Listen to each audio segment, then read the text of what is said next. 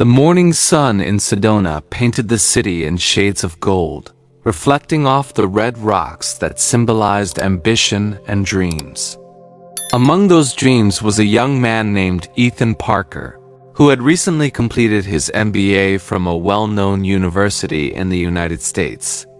He was full of hope, confidence, and the belief that success was just around the corner. Ethan was the kind of person who believed education could open every door. With his polished resume and high grades, he started applying for jobs at big companies, marketing firms, finance groups, startups, and corporations.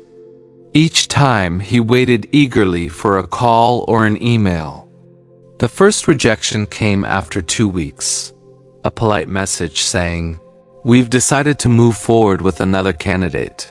He brushed it off with a smile, thinking, "It's okay. There are more opportunities ahead." But soon the second rejection came. Then the third. Then the 10th. No one was hiring him, despite his education and hard work. Every time he opened his email, his heart would sink a little more. He attended interviews, gave his best answers, but somehow the results were always the same: rejection. Weeks turned into months. His savings began to shrink. His confidence began to fade. Every morning, he would leave home, pretending to go for interviews, but deep inside, he didn't know what to do anymore.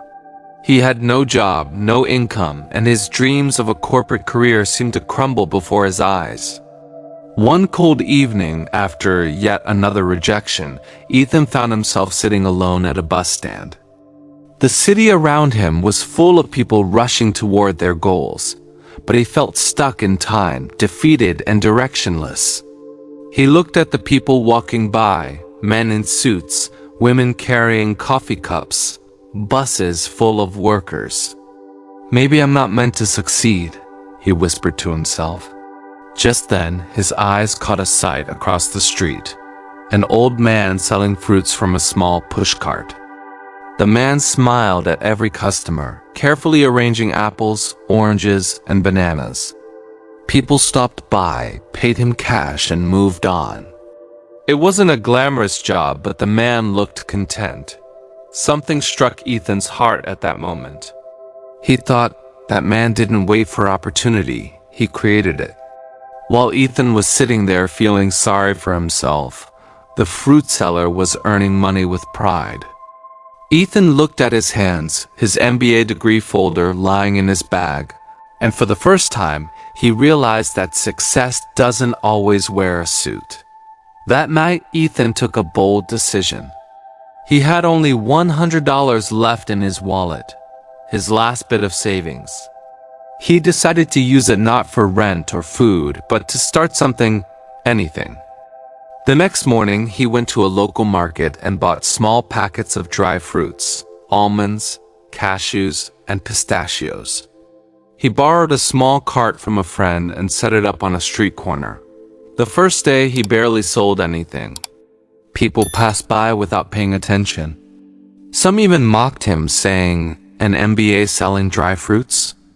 His heart ached, but he reminded himself, no work is small if it's honest. Every morning, he would wake up early, arrange his dry fruits neatly, and stand in the cold or under the hot sun, calling out to people with a smile. Slowly, he learned how to talk to customers, how to make them trust him. He offered free samples to people, telling them about the health benefits of dry fruits.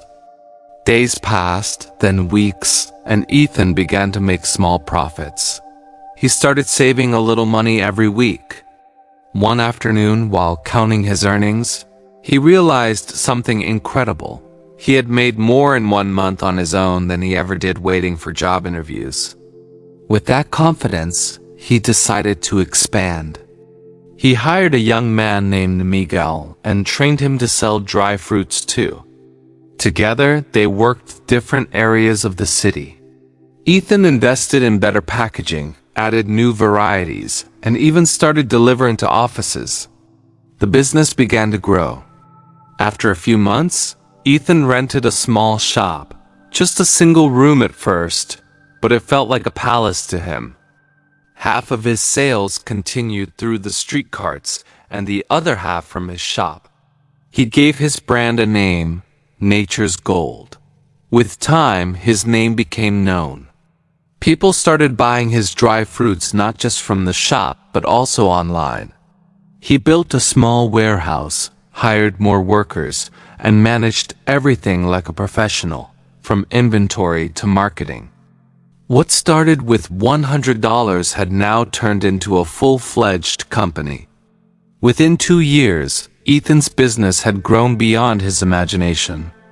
He started exporting dry fruits to Canada and the Middle East. His story was featured in local newspapers. MBA graduate turned street seller into successful entrepreneur. When reporters asked him how he did it, he smiled and said, "I stopped waiting for someone to believe in me. I believed in myself." Ethan often visited the same bus stand in Sedona where he had once sat hopelessly, staring at nothing. Every time he passed that place, he silently thanked the fruit seller who unknowingly inspired him to change his life. He never forgot where he started. Now his company employed over 50 people, and he made sure to hire those who were struggling to find jobs, people who reminded him of his old self. He taught them that success doesn't always need a fancy office or big investment. It needs courage, patience, and the willingness to start small. Years later, when Ethan stood in front of a large audience giving a motivational talk, he said, "Dreams don't come true by waiting for the right opportunity. They come true when you make the wrong circumstances right with your effort." The audience stood up and applauded. Many had tears in their eyes, because his story wasn't just about dry fruits or business. It was about never giving up, no matter how many times life says no. Ethan's journey became a symbol of self-belief. From rejection letters to export invoices. From sitting hopeless at a bus stand to owning a nationwide business, he proved one simple truth: education may give you knowledge, but courage gives you wings.